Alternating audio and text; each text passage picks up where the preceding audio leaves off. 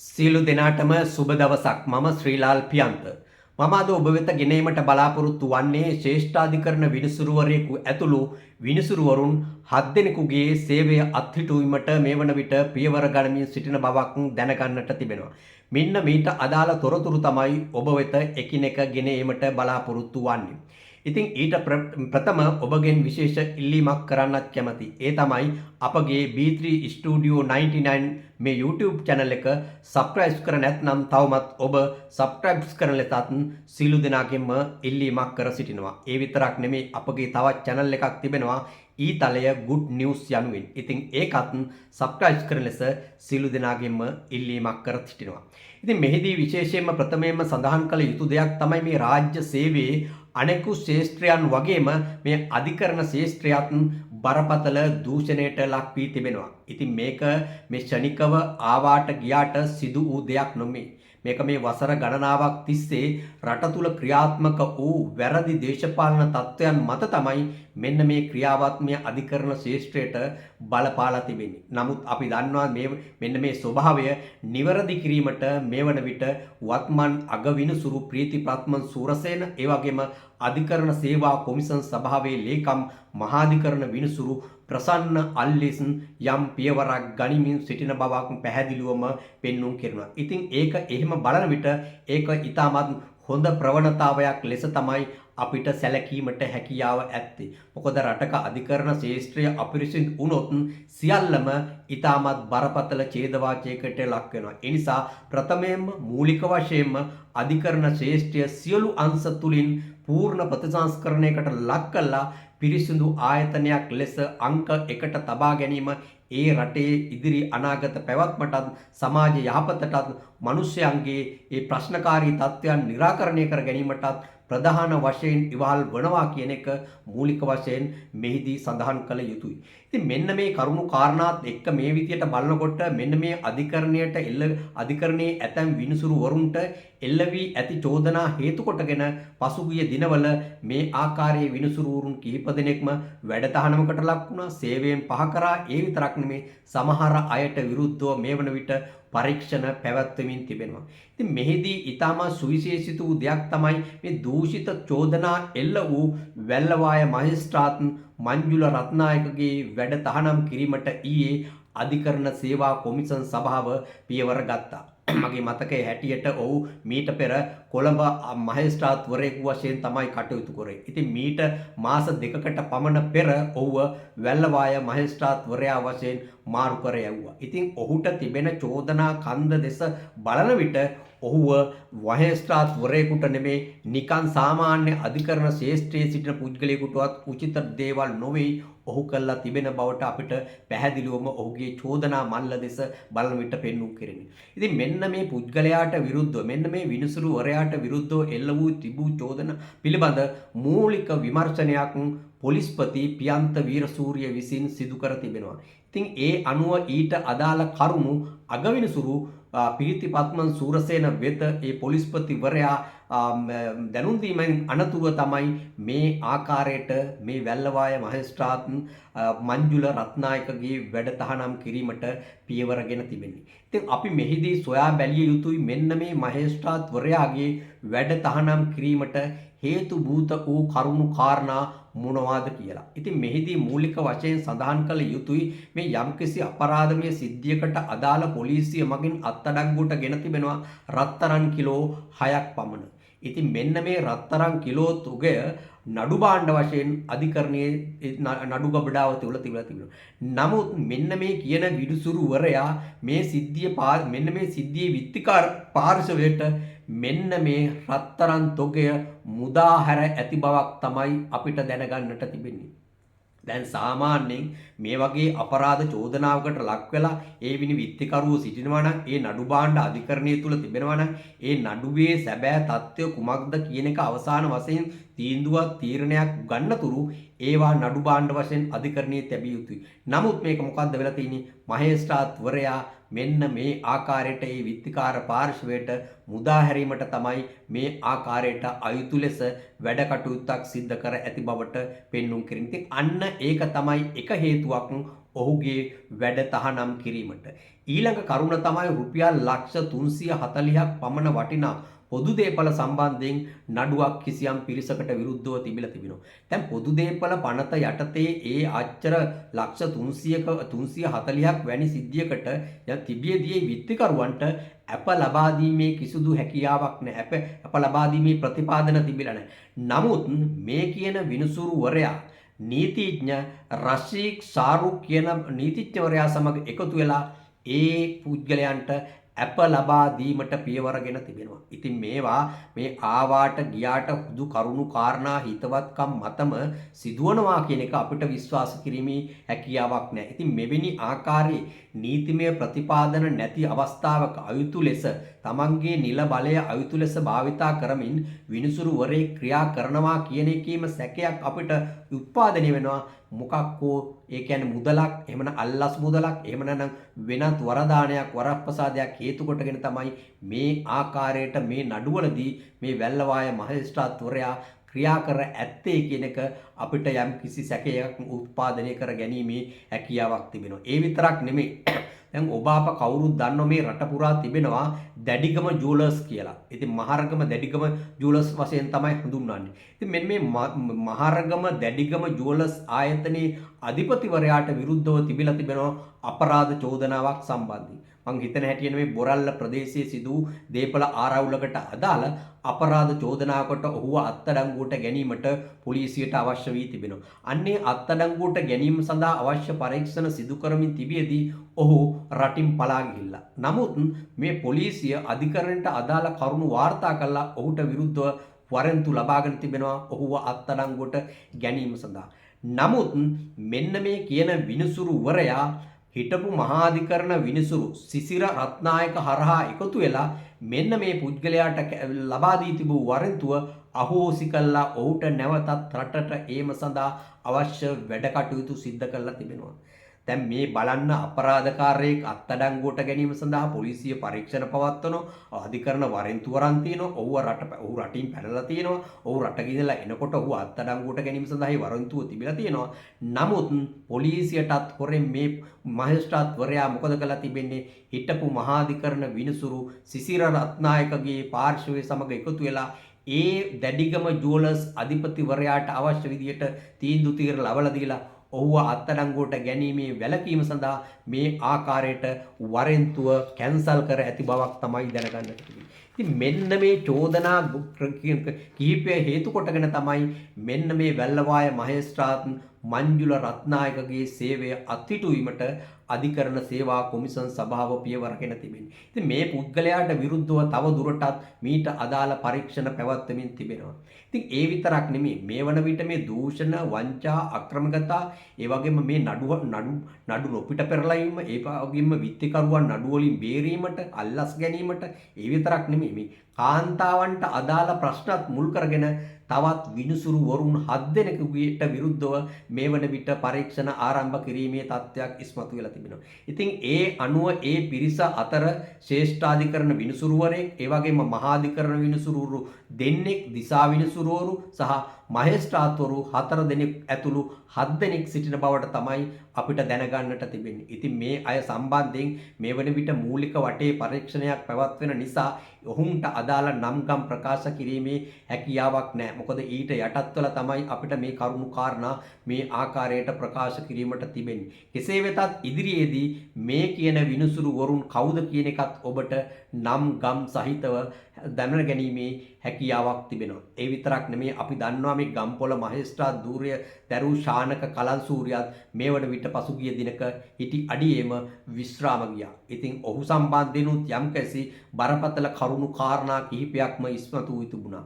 නුවර කඩවත කුරුණෑගල වගේ ප්‍රදේශවල නිවාස දේපල සම්බන්ධයෙන්, ඒ වගේම ඔහු කුරුණෑගල විනිසුරු බංගලා පාවිච්චි කිරීමේදී තිබුණු කුලී මුදල් සම්බන්ධයෙන් ගැටලු සම්බන්ධයෙන්, ඒ වගේම ඔහු නුවර ප්‍රදේශයේ මහේස්ත්‍රාත් ධූරයේ දැරීදී යම් මූල්‍ය ගනුදෙනු සම්බන්ධයෙන් මේ වගේ විවිධ වූ කරුණු කීපයක් සම්බන්ධයෙන් චෝදනා එල්ල වී තිබුණා. කෙසේ වෙතත් ඔහුට විරුද්ධව පරීක්ෂණ ආරම්භ කිරීමට පෙරම ඔහු දැනගෙන තිබෙනවා තමන්ට මේ පරීක්ෂණ ආරම්භ කරොත් යම්කිසි ගැටලු සහගත තත්ත්වයකට මුහුණ පෑමට සිදු වෙනවා කියලා. ඒ නිසා ඔහු පසුගිය දිනක කල් වේලා ඇතුවම තමන්ගේ ධූරයෙන් විශ්‍රාම ගොස් ඇති බවක් තමයි දැනගන්නට තිබෙන්නේ. මොකද අර අබකෑ මිනිහගේ මොලේ දනවා කිව්වා වගේ මේ තමන් වැරද්දක් කරලා තිබෙනවා නම් තමන් දන්නෝ තමන්ට පරීක්ෂණයක් ආරම්භුනොත් ඒකෙන් ගැලවීමේ හැකියාවක් නැහැ. ඒක නිසා ශරීර සෞඛ්‍යයට හොඳයි ඊට පෙර ගෙදර යෑම කියලා ඉවරලා මේ ආකාරයට විශ්‍රාම ගොස් තියෙනවා. මොකද මේ වගේ විශ්‍රාම ගොස් එතකොට විශ්‍රාම වැටුපත් ලැබිලා තියෙනවා තත්ත්වයක් තුල තමයි ඔහුට ගෙදර යන්න තියෙන්නේ. දැන් අර වගේ පරීක්ෂණයක් ගිහිල්ලා ඒකෙන් වැරදිකරුවක් වුණොත් අන්තිමට සේවයෙන් පහ කරොත් අන්තිමට ඔහුට විශ්‍රාම වැටුපත් නැති වෙලා යනවා. ඉතින් ඒ නිසා තමයි එවැනි උපක්‍රමයක් අනුගමනය කරමින් තමයි ඔහු කල් වේලා ඇතුව විශ්‍රාම ගොස් ඇති බවකුත් අපිට මේ තුලින් පෙන්눔 කෙරෙන්නේ. මොකද අපි දන්න පහුගිය දවස්වල මේ වගේම අර කේවින්ද්‍ර පෙරේරා කියන මහේස්ත්‍රාත්වරයා ඔහුටත් මේ වගේ විවිධ වූ චෝදනා එල්ලවීම හේතු කොටගෙන ඔහුගේ වැඩතහනම් කිරීමට අධිකරණ සේවා කොමිසම් සභාව පියවර ගත්තා.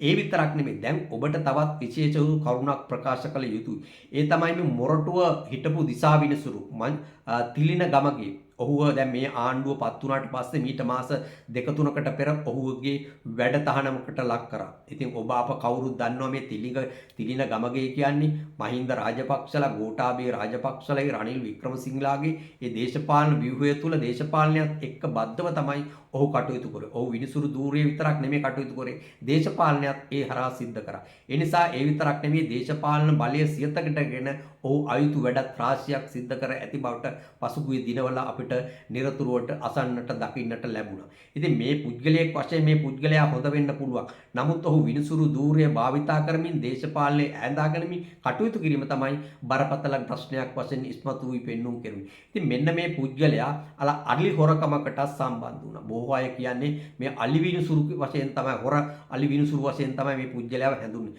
කෙසේ වෙතත් මේ අලි හොරකමක් සම්බන්ධයෙන් 2015 යහපාලන ආණ්ඩුව බලයට පත් වුණාට පස්සේ මේ තිලින ගමගේ විනිසුරුවරයාගේ වැඩ තහනම් කරා. ඉතින් වැඩ තහනම් කළා ඒ අලි හොරකමකට විරුද්ධව ඔහුට නඩු පැවරුවා. ඔහුගේ ඒ නඩුවත් ඉතාමත් අසාමාන්‍ය ආකාරයෙන් තමයි අවසානයේ කෙලවර වුණේ. මොකද මේ නඩුව විභාග කරේ ඔහුටම හිතවත් විනිසුරුවරයෙක් දමිත් තොටවත්ත කියලා. ඉතින් ඔහු ඇතුළු 4 දෙනෙක් මේ අලි හොරකම් නඩුවේ විත්තිකරුවන් වශයෙන් කටයුතු කරා. නමුත් මෙන්න මේ තිබෙන ඒ විනිසුරුවරුන් අතර තිබෙන හිතවත්කම් මත මේ කියන තිලින ගමගේව දමිත් තොටවත්ත විනිසුරුවරයා විසින් කල් වේලා ඇතුව ඔහුව නිදොස් කිරීමට පියවර ගත්තා නඩුවේ. ඊට අමතරව ඒ නඩුවේ සිටි සෙසුන් විත්තිකරුවන්ට විරුද්ධව අධිකරණ ක්‍රියාමාර්ග ගත්තා. ඉතින් මෙන්න මේ නඩුවෙන් ඔහුව නිදහස් කරේ 2021 12 වෙනි මාසේ 16 වෙනිදා. දැන් මෙහිදී ප්‍රකාශ කළ යුතු දෙයක් තමයි මෙන්න මේ යහපාලන ආණ්ඩුව වැඩතහනම් කිරීම හේතු කොටගෙන මෙන්න මේ සිද්ධියට අදාළව මොහුගේ වසර 5කට ආසන්න කාලයක් වැඩතහනමකට ලක් වෙලා සිටියා. දැන් මේ වැඩතහනමකට ලක් වුණ හැටිය දැන් ඔහු එතෙක් අධිකරණ අමාත්‍යාංශය හරහා ලබාගෙන තිබූ වාහනේ අධිකරණ අමාත්‍යාංශයට නැවත බාර දීමට සිද්ධ වුණා. නමුත් මොහු මොකද කරලා තිබෙන්නේ? ඒ වැඩ තහනම් වූ කාල පරිච්ඡේදයේ අවුරුදු 5කට ආසන්න කාල පරිච්ඡේදය තුල ඔහු තමන්ට ඉන්ධන සහ දීමනාවක් සහ එහෙම නැත්නම් වාහන කුලිය සඳහා ඒ ආයතන අධිකරණ අමාත්‍යාංශයෙන් කුලියක් ලබාගෙන ඇති බවට දැනගන්නට තිබෙනවා. ඒ කියන්නේ මොහු ගෙදර හිටිය වැඩ තහනමකට ලක් වෙලා ඒ වැඩ තහනමකට ලක් වෙලා ගෙදර සිටියදීත් ඔහු වාහන දීමනාව සහ ඉන්ධන දීමනාව අවුරුදු 5ක් වැනි දීර්ඝ කාලයක් ලබාගෙන තිබෙනවා. ඉතින් එහෙම බලනකොට රුපියල් ලක්ෂ 50කට ආසන්න මුදලක් තමයි මේ විදියට නීති විරෝධී ලෙස වැඩතහනමකට ලක්වලා සිටියේදී මේ පුජ්‍යලයා මේ ආකාරයට ලබාගෙන තිබෙන බවක් කරුණු මේ වන විට හෙළිදරව් වෙමින් පවතින. ඉතින් ඒකටත් මේ දමිත් තොටවත්ත මහාධිකරණ විනිසුරුවරයාත් අධිකරණ අමාත්‍යාංශයේ ලේකම්වරයෙකු වශයෙන් කටයුතු කළ රණසිංහ කියන නිලධාරියාත් උදව් සිදු කර ඇති බවක් තමයි දැනගන්නට තිබෙන්නේ. දැන් මෙන්න මේ සිද්ධිය පිළිබඳ මේ වන විට අධිකරණ සේවා කොමිසම් සභාව විසින් පූර්ණ පරීක්ෂණයක් ආරම්භ කරලා තිබෙනවා. වැඩතහනමකට ලක් වූ පුජ්‍යලේ කොහොමද මේ ආකාරයට වාහන දීමනාව සහ ඉන්ධන දීමනාවට අදාළ ලක්ෂ 50කට ආසන්න මුදලක් ලබා ගත්තේ කෙසේද කියන එක. දැන් මේතෙක් කරලද පරීක්ෂණ වලට අනුව ඔහු වැරදිකරුවෙක් වීමට ඉතාමත් ආසන්න තත්ත්වයේ තමයි තිබෙන්නේ. එහෙම වුණොත් ඔහුව සේවයෙන් පහ කිරීමට අනිවාර්යෙන් නියමිතයි කියන එකත් මේ අවස්ථාවේ ඉතාමත් පැහැදිලි වශයෙන්ම ප්‍රකාශ කළ යුතුයි. දැන් මේ ආකාරයට ඔහු වැඩතහනමකට ලක් වූ කාලය තුල මේ වාහන සහ ඉන්ධන දීමනා පමණක් නොවේ ඉතාමත් තවත් අපූර්ව දෙයක් සිද්ධ වෙලා තිබෙනවා. ඒ තමයි මේ ගෝඨාභය රාජපක්ෂ ජනාධිපති වෙලා අගමැති ධූරයටපත් වුණේ දිනේෂ් ගුණවර්ධන. දිනේෂ් ගුණවර්ධන මොකද සිද්ධ කළ තින්නේ? මෙන්න මේ විනිසුරුවරයාව යහපාලන ආණ්ඩුවෙන් වැඩතහනමකට ලක් කරලා තිබෙන්නේ දේශපාලන හේතුන් මත කියලා ඉවරලා දේශපාලන කමිටුවක් පත් කළා. දේශපාලන පරිගැනීම් වලට ලක් වූ අයට වන්දි ගෙවීමේ කමිටුව කියලා පත් කළා. මෙන්න මේ විනිසුරුවරයාට, ඒ කියන්නේ තිලින ගමගේට රුපියල් ලක්ෂ 60ක පමණ වන්දි මුදලකුත් ගෙවීමට කළා තියෙනවා. දැන් බලනකොට එතකොට ඉන්ධන සහ ඒ වාහන දීමකට ලක්ෂ 50කට ආසන්න මුදලක් අරගෙන. දැන් එතකොට ඔහුව වැඩතහනම් වලට කාල පරිච්ඡේදය තුල ඔහු වැඩතහනම් කරා කියලා දේශපාලන පරිගැනීමකට ලක් වුණා කියලා වන්දි වශයෙන් දිනේෂ් ගුණවර්ධන හරහා කමිටුවක් පත් කරලා ඒ හරහා රුපියල් ලක්ෂ 60ක වන්දි මුදලක් ලබා දීලා තියෙනවා. එහෙන් බලනකොට රුපියල් කෝටියකට ආසන්න මුදලක් ඒ කාල පරිච්ඡේදය තුල මේ ආකාරයට අරගෙන තිනවා. දැන් වැරදි වැඩ කළා අන්තිමට සිද්ධ කළා තිබෙන්නේ මොකද? ඒ වැරද්ද ජනතාව පිටපටෝලා ජනතාවගෙන් රුපියල් කෝටියකට ආසන්න මුදලක් ඒ කාල පරිච්ඡේදය තුල ලබාගෙන ඇති බවක් තමයි මේ තුලින් පෙන්වුම් කරන්නේ. ඉතින් මෙන්න මෙහෙම තමයි පහුගිය වකවානුව තුල මේගොල්ලෝ වැරදි වැඩ කළත් කටයුතු කර ඇති බවක් පෙන්වුම් කෙරෙන්නේ. දැන් අපි දන්නවා මේ තිලින ගමගේ දිසා විනිසුරුවරයාගේ සහෝදරයා තමයි සලෝචන ගමගේ. ඒ දිනේෂ් ගුණවර්ධනගේ මහජන එක්සත් පෙරමුණේ බස්නාහිර පළාත් සභාවේ හිටපු මන්ත්‍රී. ඉතින් ඔහු මේ පිටකෝට්ටේ ගැමිගෙදර කියන වෙළඳසැල අසලදී මේ සලෝචන ගමගේ 2024 දෙසැම්බර් මාසේ 27 වෙනිදා රුපියල් ලක්ෂ 90ක අල්ලස් මුදලක් ලබා ගන්න ගිහිල්ලත් අල්ලස් කොමිසම ඔහුව අත්අඩංගුවට ගත්තා. රක්ෂිත බන්ධනාගාර ගත කරා. මාස 3කට ආසන්න කාලයක් රක්ෂිත බන්ධනාගාර ගත වෙලා දැන් අපමත තමයි තිබෙන්නේ. දකොද මේකට සිද්ධියට අදාළ මේ ඔහුව අත්අඩංගුවට ගැනීමට අදාළ අල්ලස් කොමිසමට 2024 ජූනි මාසේ 24 වෙනිදා මේ කෝට්ටේ මාදිවල බිලියන් නිවාස සංකීර්ණයේ පදිංචි වී සිටින චමින්ද තුෂාර වර්ණසූරිය කියන පුජ්‍යලයා පැමිණිල්ලක් කළා තිබුණා. නමුත් ඒ රනිල්ගේ පාලනය තුල ඒ පැමිණිල්ල විභාගයට අරගෙන තිබුණේ. නමුත් මේ වත්මන් ආණ්ඩුව බලයටපත් වුණාට පස්සේ ඒ පැමිණිල්ල විභාග කළා. ඒ අනුව තමයි මෙන්න මේ සලෝචන ගමගේව අත්අඩංගුවට ගත්තා. ඒ කියන්නේ දිසා විනිසුරු තිලින ගමගේගේ සහෝදරයාව. මොකද ඒකට හේතුව තමයි මේ ලක්ෂ 90ක් ගන්න හේතුව තමයි මේ ටොරින්ටන් කොළඹ ටොරින්ටන් චතුරස්‍රයේ ඒ ප්‍රදේශයේ හිටියා මේ පැමිණිලි කරුගේ නැන්දා කෙනෙක්. ඒ නැන්දට අයත් තිබුණා නිවාස අධිකාරියට අයත් ඉඩමක්. ඒ ඉඩම නිවාස අධිකාරියට ඒ නැන්දාගේ ඉඩම පවරාගෙන තිබුණා. පවරාගෙන ඇයට වන්දි වශයෙන් ඒ වෙනුවෙන් රුපියල් කෝටි 10ක මුදලක් ගෙවීමට නියම තිබුණා. නමුත් ඒ ගෙවීම ක්‍රමානුකූලව ප්‍රමාද වෙලා තිබෙනවා. අන්න ඒ අවස්ථාවේ මෙන්න මේ දිසා විනිසුරුවරු තිලින ගමගේගේ සහෝදරයා ඒක බව දැනගෙන ඒ පාර්ශවයත් එක්ක කතා කරලා අපි මේ කෝටි 10 අරන් දෙන්නම්. හැබැයි අපිට ලක්ෂ 90ක් එයින් අවශ්‍යයි කියලා තියෙනවා. ඉතින් අන්නේ අනුව මේ හිටපු අමාත්‍ය අරුන්දික පනාන්දුගේ මැදිහත් වීම මත මෙන්න මේ අල්ලස් මුදල ලබා ගන්න ගිහින් තමයි මෙන්න මේ තිලින ගමගේගේ සහෝදරයා සලෝචන ගමගේ හිටපු පළාත් සභා මන්ත්‍රීවරයා මේ ආකාරයට අත්අඩංගුවටපත් වුණේ. දැන් මෙහෙම බලන විට මේ දිසා විනිසුරුවරුද ඔහුගේ සහෝදරයා මේ පළාත් සභා මන්ත්‍රීවරුද මේ දේශපාලඥය සහ විනිසුරුවරු මේ සියලු දෙනාගේම මේ දූෂිත ස්වභාවය කුමක්ද කියන එක මේකෙන් අපිට පැහැදිලිුනේ. පරම්පරාගත දූෂිතයෝ බලනකොට පත්වල තියෙන. ඒ කියන්නේ අයියලාද මල්ලිලාද කියලා නෙමෙයි එතකොට. ඒ කියන්නේ ඒ වගේ නරුම දේශපාලනයක් ඒ වගේ මිනිසු මේ ආකාරයේ මේ විදිහට දේවල් කරමින් සමාජය තුල නීතිය ස්ථාපිත කිරීමට කටවචනෙන් කතා කරනවා නම් ඒක කිසිසේත්ම සිදුවන්නේ නැති දෙයක්. ඒ නිසා තමයි මේවා පිරිසිදු විය යුතුයි. දේශපාලනයේ පිරිසිදු විය යුතුයි. අධිකරණ ශාස්ත්‍රයේ පිරිසිදු විය යුතුයි. ඉතින් එවැනි ගමන් මගක මේ වන විට රට ගමන් කරමින් සිටින බවක් තමයි අපිට දැනගන්නට තිබෙන්නේ. ඉතින් ඒකම අපි මෙතෙක් රට බලාපොරොත්තු නිවැරදි දිශාවකට රැගෙන යෑමේ මාවත විවෘත කිරීමක් ලෙස තමයි අපිට මේ තුලින් හැඳින්වීමට හැකියාව ඇත්තේ. ඉතින් මේ පිළිබඳව ඔබ දරන උදහස් කමෙන්ට් කරන්න. ඒ වගේම මේ වීඩියෝ එක පිළිබඳව ඔබගේ හොඳ නම් තමන්ගේ හිත මිතුරන්ට ෂෙයා කරන්න කියලාත් ඉල්ලීමක් කරනවා. ඒ වගේම අපගේ අනිත් channel එක ඊතලයේ good news ඒ channel එකත් නරඹන ලෙස සියලු දෙනාගෙන්ම ඉල්ලා සිටිනවා. බොහොම ස්තුතියි. මම ශ්‍රීලාල් පියන්ත.